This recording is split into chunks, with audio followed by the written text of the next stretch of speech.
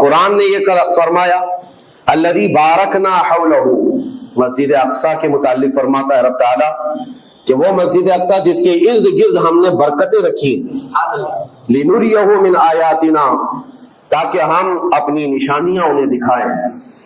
تو یہ اللہ تبارک و تعالیٰ کی اس مقدس سرزمین جس کو ارض مقدس کہا گیا ہے، نام ہی میں مقدس موجود ہے، اور یہ آج سے نہیں بلکہ روایت میں ہے خانہ کعبہ کی تعمیر کے فوراً بعد حضرت ابراہیم علیہ السلام نے بیت المقدس کی تعمیر فرمائی، اور ہزاروں انبیاء اکرام علیہ السلام کا وہ قبلہ رہا اور وہ ان کی مرکز عبادت بھی رہا، اور ایک نہیں تقریباً 30,000 کے قریب انبیاء اکرام علیہ السلام مسجد اقصی کے ارد گرد دفن ہیں، آرام فرمائیں۔ جہاں اللہ کا ایک ولی دفن ہوتا ہے وہ برکت کی جگہ ہے، اور جہاں 30,000 نبی دفن ہوں، اور وہ بھی اولو العزم پیغمبر حضرت ابراہیم علیہ السلام، حضرت اسحاق علیہ السلام، حضرت یعقوب علیہ السلام، حضرت موسیٰ علیہ السلام، حضرت زکریا علیہ السلام، یہ سب وہ انبیاء اکرام علیہ السلام ہیں جو رسولان اعظام بھی ہیں، شریعت والے، یہ سب بیت المقدس کے ارد گرد ہیں۔ یہاں پر کچھ بھی اثر ہونا پوری دنیا پر بھی اس کا اثر پڑتا ہے، اور آج ہم دیکھ رہے ہیں جو حالات پوری دنیا میں پیدا ہوئے ہیں، اور چاہے وہ یورپ ہو کہ امریکہ ہو، افریقہ ہو کہ رشیا ہو، عرب ممالک ہو کہ ہند ہو، ان سب کو کچھ نہ کچھ کہنے کی آج ضرورت پیش آ رہی ہے۔ کیوں؟ اس لیے کہ وہ ایسا سینٹر ہے، ایسا تقدس ہے وہاں پر جس میں پوری دنیا انوالو ہو ہی جاتی ہے، اور برسوں سے لے کر وہ جنگ کا میدان رہا، اور حضور پاک صلی اللہ تعالیٰ علیہ وسلم نے بیت المقدس کے لیے کیا فرمایا؟ صحابہ نے جب اس زمین کے بارے میں پوچھا تو میرے آقا نے فرمایا وہ حشر و نشر کی جگہ ہے، حشر و نشر کی جگہ ہے، یعنی قیامت کے قریب سارے لوگوں کو ادھر ہی ہانک دیا جائے گا اور قیامت وہیں آنی ہے۔ حشر و نشر کی جگہ ہے، حضور پاک صلی اللہ تعالیٰ علیہ وسلم نے فرمایا، اور فرماتے ہیں میرے آقا ہو سکے تو تم جا کر اس میں نماز پڑھ لو، اس لیے کہ اس کی ایک نماز دوسری مسجدوں کی 1000 نمازوں سے افضل ہے۔ یہ مسجد اقصی کے متعلق میرے آقا صلی اللہ علیہ وسلم کا فرمان عالی شان۔ پھر صحابہ اکرام نے پوچھا کہ اگر کوئی جا نہ سکے میرے آقا بیت المقدس اور نماز پڑھنے کی اس کو استطاعت نہ ہو وہاں جا کر تو کیا کرے؟ حضور اکرم صلی اللہ علیہ وسلم نے فرمایا کم از کم تیل کا ہدیہ تو بھیج دے تاکہ وہاں چراغ جلانے کے کام آئے۔ یہ حدیث پاک میں ابن ماجہ کی حدیث ہے۔ نبی کریم صلی اللہ تعالیٰ علیہ وسلم کے اس فرمان علی شان کے مطابق میں آج آپ تمامی حضرات سے یہ گفتگو کرنا چاہوں گا کہ میرے عزیزوں، یہ صرف فلسطین اور اسرائیل کا مسئلہ نہیں ہے، یہ اسلام اور کفر کا مسئلہ ہے، اور پوری دنیا کے لیے ہے، پوری دنیا کے لیے۔ اگر وہ حقیقت کی نگاہیں رکھتی ہیں، چاہے وہ کسی بھی قوم سے وابستہ ہو، چاہے وہ کوئی بھی دین اور دھرم سے تعلق رکھتے ہو، میں ان سے کہتا ہوں اگر اینک تمہارے اوپر جھوٹ کی نہیں پڑی ہے تو آنکھیں کھول کر دیکھ لو ظلم اور بربریت کس جگہ ہے اور حق کے لیے لڑنے والے کون ہیں۔ یہ ہر ایک منصف مزاج آدمی بھی آج پہچان سکتا ہے کہ کون نہتہ مارا جا رہا ہے اور کون سپر پاور طاقت پر کھڑے ہو کر اپنے مظلوم ہونے کا دعویٰ کر رہا ہے۔ ہر دنیا کا انصاف پسند آدمی آج بول سکتا ہے، لیکن یہ دور بھی امتحان کا ہے۔ جتنے کیڑے مکوڑے دل میں بغض و عداوت رکھتے ہیں اسلام کے، وہ ظالموں کے ساتھ کھڑے ہوئے نظر آتے ہیں، آج ظالموں کے ساتھ کھڑے ہوئے نظر آتے ہیں۔ نبی کریم صلی اللہ تعالیٰ علیہ وسلم نے فرمایا مسلمانوں آپ اپنی اوپینین، اپنی رائے کیا رکھتے ہیں یہ بہت امپورٹنٹ ہے، دنیا کیا کہتی ہے اس سے مجھے غرض نہیں، تمہارا تعلق تمہارے نبی پاک کے فرامین سے ہے۔ خبردار خبردار، تم کبھی ان ظالموں کی حمایت میں نہ آنا، ورنہ قرآن کہتا ہے وَلَا تَرْكَنُوا، اللہ تعالیٰ فرماتا ہے اس طرف تم توجہ بھی مت کرنا، جھکاؤ بھی مت رکھنا جس طرف ظالم گئے، جس طرف ظالم گئے ہیں اس طرف جھکاؤ بھی مت رکھنا۔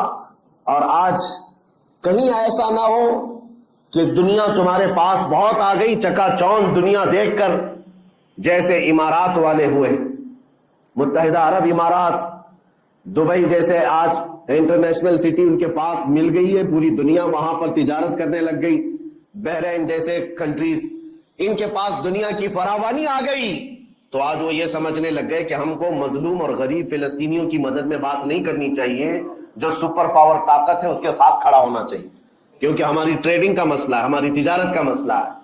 وہ یہ بھول گئے کہ ان کا اسلام کہاں ہے، ان کے آبا و اجداد کی روایت کہاں ہے۔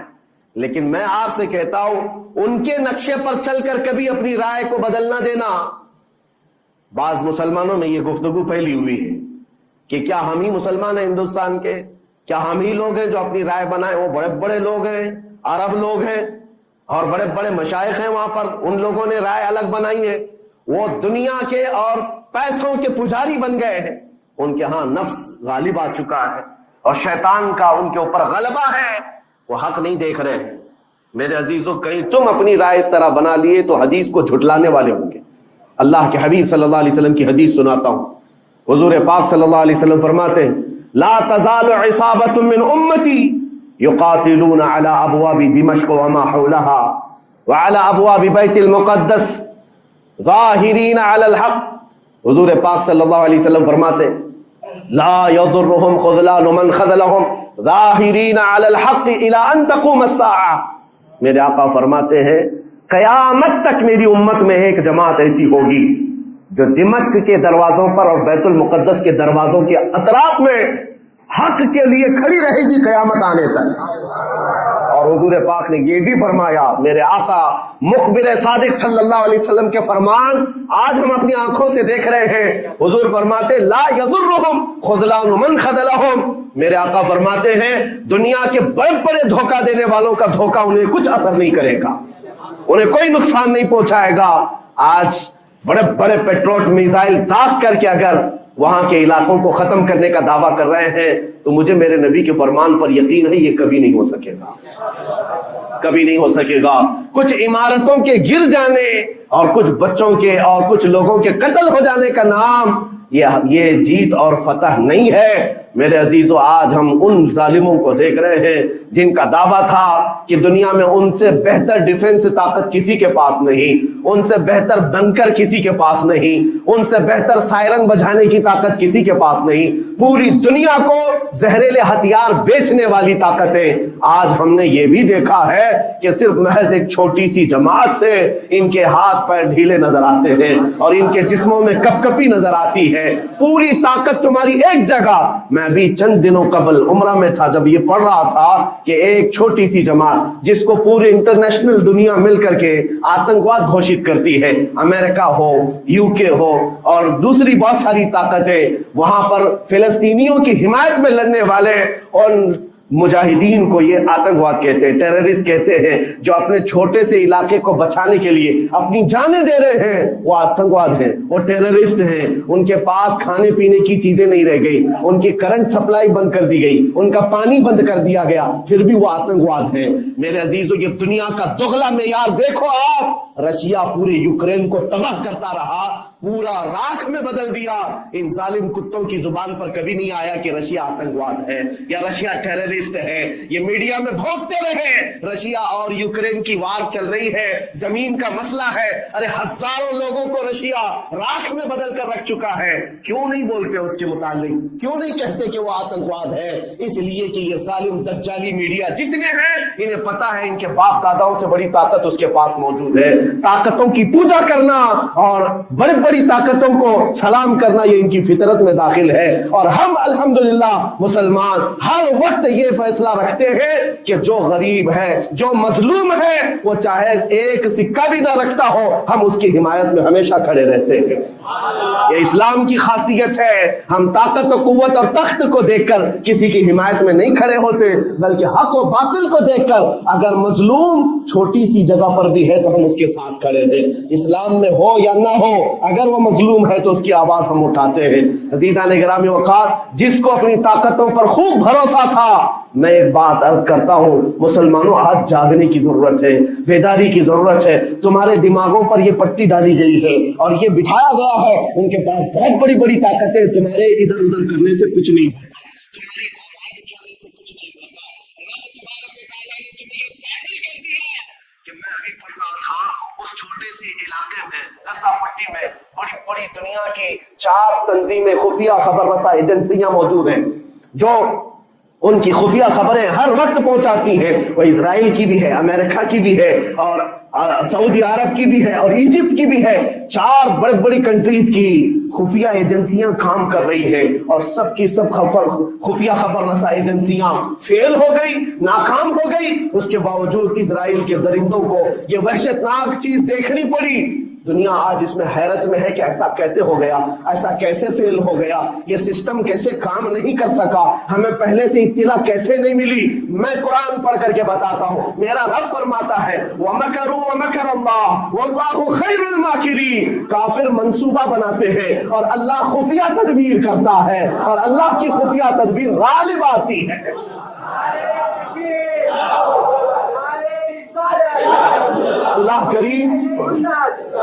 اللہ کریم جب خفیہ تدبیر فرماتا ہے سارے سسٹم فیل ہو جاتے ہیں، دنیا کی طاقتیں ہیچ ہو جاتی ہیں۔ آپ کبھی یہ مت سمجھنا کہ دنیا کے پاس بہت بڑی طاقتیں ہیں، نہیں مسلمانوں، ایمان اس کا نام نہیں ہے۔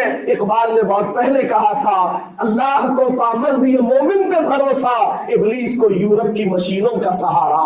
ان کے پاس یورپ کی مشینوں کا سہارا ہے، لیکن مسلمان کو اپنے رب کی طاقت پر بھروسہ ہے۔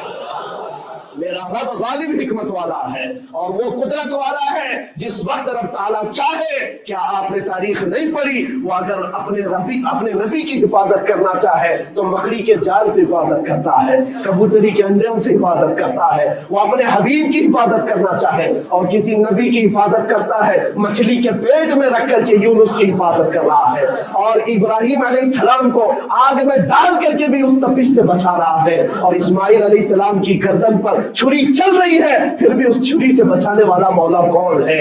اور سمندر میں اتر جانے کے بعد موسیٰ علیہ السلام کی بڑی فوج کو راستے دینے والا مولا کون ہے؟ آپ جانتے ہیں ابراہیم علیہ السلام کو آگ سے بچانے والا، یونس علیہ السلام کو مچھلی کے پیٹ میں زندہ رکھنے والا، موسیٰ علیہ السلام کو سمندروں میں راستہ دینے والا وہی خدا ہے جو اپنے حبیب کو کفار مکہ کے ہر ظلم سے بچانے والا، ان کے راز کے منصوبوں کو خاک میں ملانے والا، میرے حبیب کو ان کافروں کے سامنے سے ایسے گزارنے والا کہ وہ کافروں کی آنکھیں ہمیشہ کے لیے اندھی ہو کر رہ جائے۔ وہ مولا کل بھی تھا، آج بھی ہے اور ہمیشہ رہے گا۔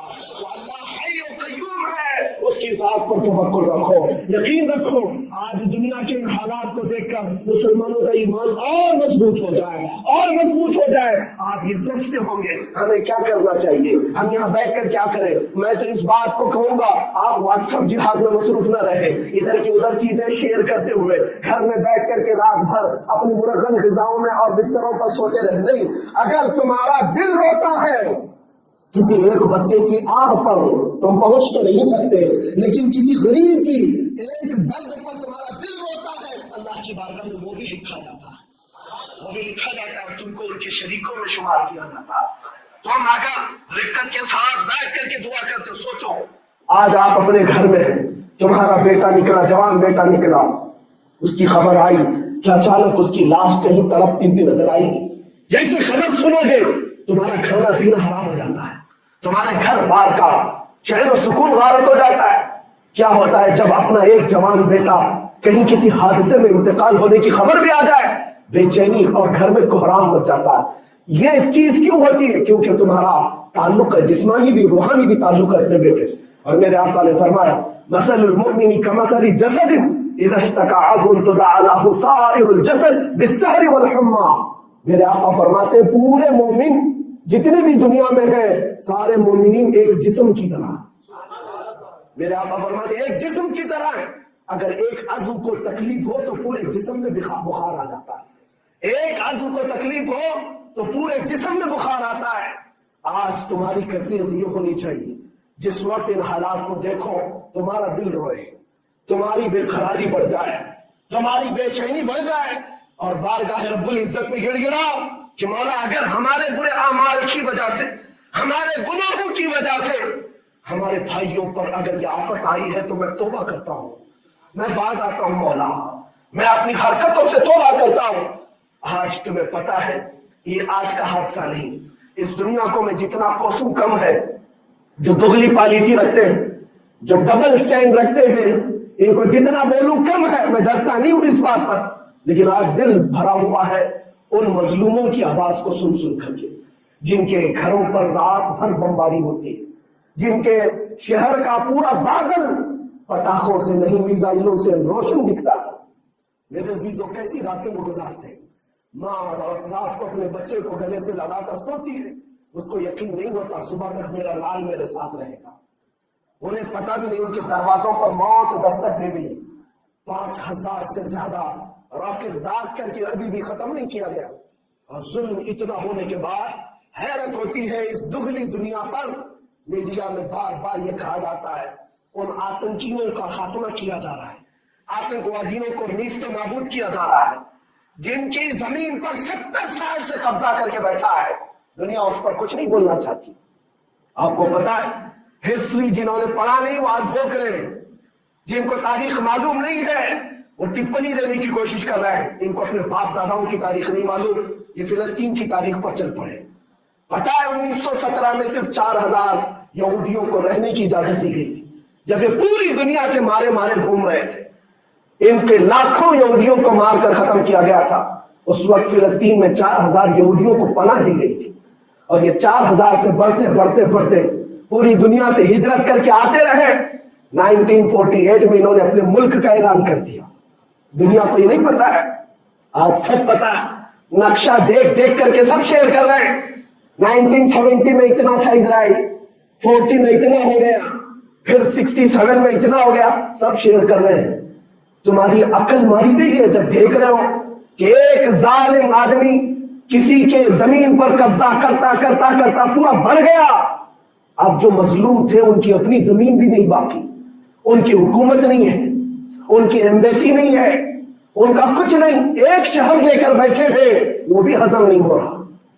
اور میں یہ باتیں کھل کر اس لیے کر رہا ہوں کہ میرے اپنے اوپینین ہی نہیں ہے، پوری دنیا کے اقوام متحدہ UN نے کہا ہے اسرائیل کو 1967 میں جو تمہارا اسرائیل تھا وہاں واپس چلے جاؤ، لیکن یہ دادا گیری ایسی ہے کہ وہ کسی کی نہیں مانتا، نہ UN کی۔ یہ سب چیزیں دنیا کو معلوم ہے، پھر بھی دنیا یہ کہتی ہے اسرائیل اپنی ڈیفنس میں کام کر رہا ہے، اپنے ڈیفنس میں کام کر رہا ہے۔ ایک کتے کی موت ہوتی ہے تو پوری دنیا بلبلاتی ہے، اور یہاں روزانہ ہزاروں فلسطینیوں کو قتل کر دیتے ہو۔ تم قتل بھی کرتے ہو تو چرچا نہیں ہوتا، ہم آہ بھی کرتے ہیں تو ہو جاتے ہیں بدنام۔ یہ حالات آج پیدا کیے گئے۔ میں آپ حضرات کو یہ بات کہنا چاہوں گا، یہ ایمان کے مضبوط کرنے کا وقت آ چکا ہے۔ میرے آقا کے فرمان پر یقین کرو، اللہ کی مدد آتی ہے اور آ کر رہے گی انشاءاللہ۔ اور یہ حالات آپ دیکھ رہے ہیں۔ میں ایک بات اور بتا کر اپنی گفتگو کو سمیٹتا ہوں، کثرت سے ان کے لیے دعائیں کرو، کثرت سے دعائیں کرو، اور اپنی غلط عادتوں سے باز آ کر اللہ کی بارگاہ میں مانگو۔ ظاہر سی بات ہے، حرام کھاتے ہو اور کسی کے لیے دعا کرتے ہو، کہاں دعائیں جائیں گی؟ اب جو بات رہ جاتی ہے یہ کچھ دنوں کے لیے ہے، وہ بھی امتحان دے رہے، ہم بھی امتحان دے رہے۔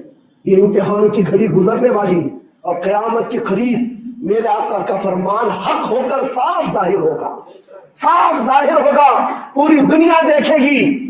بعض روایات میں ہے کہ حضرت سلیمان علیہ السلام کی روایتیں بھی بیان کی گئی کہ آپ نے فرمایا کہ یہودیوں کی ایک ریاست قائم ہوگی، اور صرف 50 سال کے بعد ان کی ریاست کے قائم ہو کر 50 سال کے بعد قیامت کی بڑی نشانیاں سامنے آ جائیں گی۔